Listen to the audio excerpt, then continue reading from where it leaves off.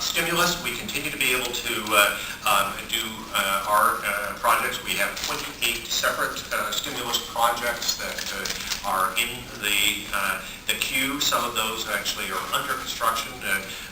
You may have seen on the news, I believe yesterday, where we are highlighting putting down the new concrete pads on Columbia and Jefferson and on 3rd and 4th. These are areas that our buses on Columbia and Jeff will be continuing to be able to use, but the rapidity of the buses coming to those stops and the nature of the road bed really means that normal asphalt paving doesn't last very long. Concrete pads do.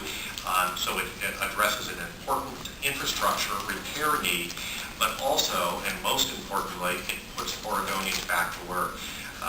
We have seen this on whether it be the lighting project along the multi-use path on I-205 or others, where people who were either being laid off, have been laid off and are now being brought back to work by this, or were facing imminent layoff, but were able to be held in their job because of this. And as I think you know, we have made a very, very conscious effort not to be able to divert dollars to some of the things that other transit systems have used, but rather to be able to be both repairing infrastructure, but most importantly, putting Oregonians back to work.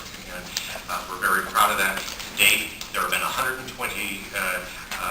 people who have either been able to hold their job or to be able to have it be called back from work.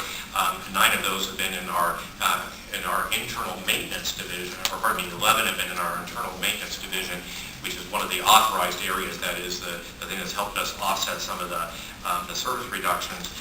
But 109 have been people who are out there in the trades and would in fact have been laid off, or maybe in fact, as we found on the I-205 lighting project, really a very telling story, but an individual who had been laid off 30 days ago.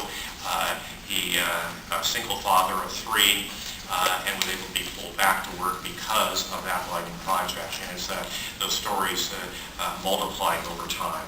Anyway, we are very pleased to be able to continue to do that. Those projects will continue to roll out over the next number of months, but the focus has been, as I said, on being able to both address major infrastructure needs at the same time putting Oregonians back to work. We've had 3 big visits, big visits in the past 3 weeks. We had the Secretary of Transportation, Ray LaHood, was here 2 weeks ago.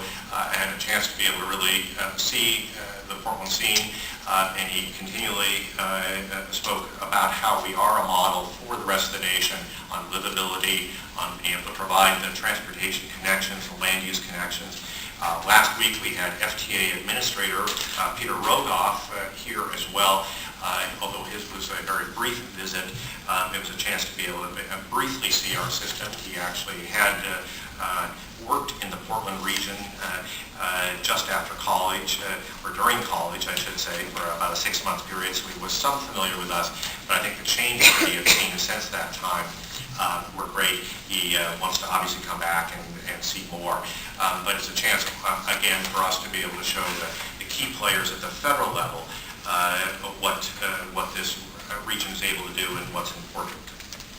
Next, board schedule. As our tradition, there will be only one board meeting in August, and that will be August 12th here at the Portland building. It will both serve as a board briefing as well as a regular board meeting for actions.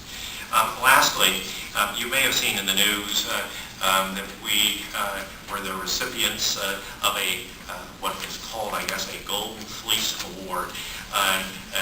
It is not very well thought out award, but I'll tell you what it is and what the truth behind it is.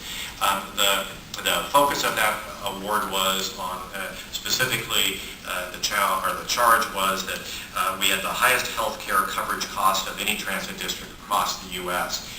But as many charges are, that is both misleading and only part of the story.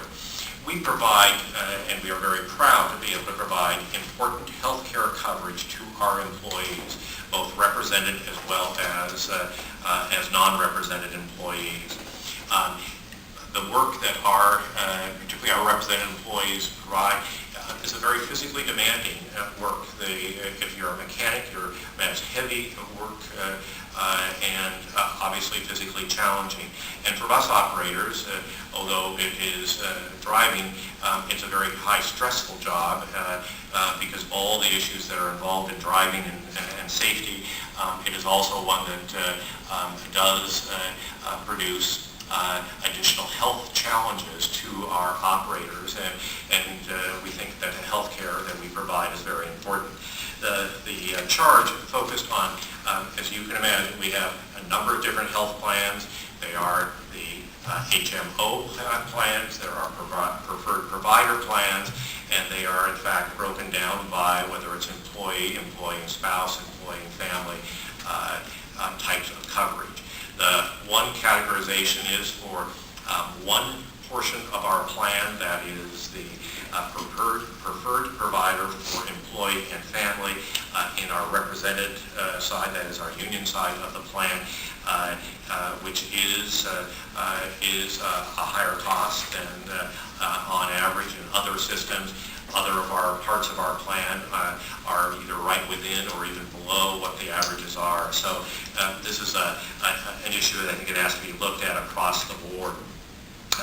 Obviously, none of us saw that the healthcare cost premiums would increase by over 50% during, for us, the last 6 years, which is the length of our current contract. That contract is up for negotiation, and obviously these are issues that will be talked about in negotiation, but we don't negotiate in the media our contracts, and that's where we are.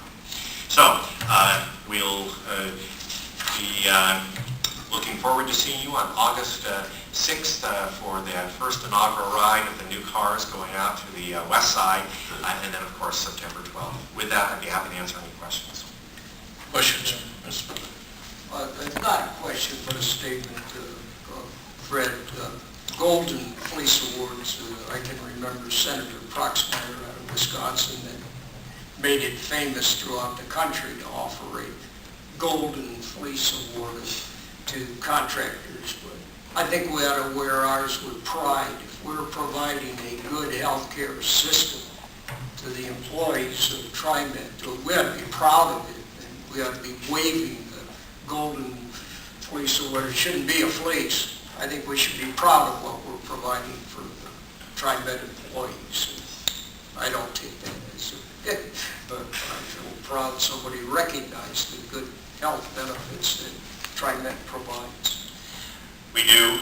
Obviously, if there are issues, if they're out of line, we expect that those issues are properly addressed within negotiations. But I absolutely agree. We are proud to be able to provide. And as we know, this is a national debate. This isn't just an issue here either in TriMet or in Oregon. This is a national debate that the Obama administration has indicated is the highest of their priorities to be able to address health care across the whole of the nation.